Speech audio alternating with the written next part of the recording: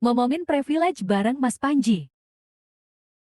Ya, tapi maksud gue ada orang yang merasa mood adalah faktor yang dominan sekali untuk dia ngelakuin sesuatu. Kalau dia nggak punya mood, dia nggak kerja. Maka di mata dia orang yang bisa kerja tanpa nunggu mood pasti privilege banget kan. Nah lu tahu nggak siapa orang yang kalau kerja nggak nunggu mood? Siapa itu? Orang miskin. Oh iya. Coba lu pikir, emang orang miskin nunggu mood? Bener Dia lagi. didera sama kehidupan. Iya. Ngapain? Hidup itu nggak peduli sama mood lu. Bener. Bener gak gue? Iya. Dunia tuh mendera lu. Sebenarnya gitu ya. Orang susah, mana ada orang susah? Ayo buruan kerja. Nggak mood, nggak mungkin. Nggak kerja, nggak makan. Iya. Sekilas kita bisa nilai apakah itu privilege, ya tergantung. Karena untuk orang yang pernah bikin karya, untuk orang yang pernah kerja keras, kemampuan untuk terus melakukan sesuatu ketika mentalnya bilang nggak mau, itu kan luar biasa. Bener. Gak gampang loh. Iya. Gini deh, orang mau bilang duit ada privilege. Gue pernah ngeliat orang kaya banyak banget, nggak jadi apa-apa.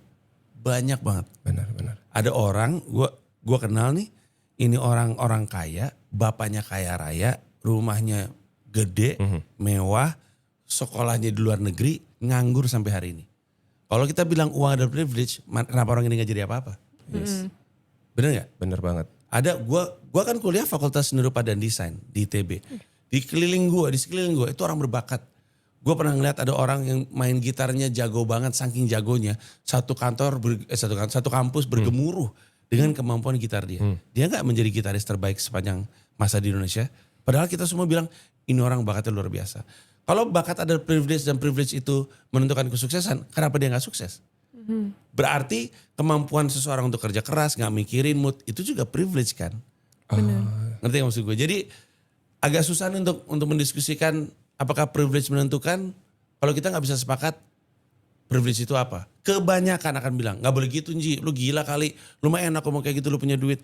Privilege itu uang, tapi banyak banget orang punya uang gak jadi apa-apa. Belum tentu. Kalau nggak mau diusahakan uangnya tersebut tidak dikaryakan. Betul, kita pernah, karena kita semua mantau sosmed, kita tahu kok ada orang yang kaya terus jatuh miskin. Ada lagi. Kita pernah ngeliat ada orang yang kaya, flexing, mobil dan segala macam, masuk penjara.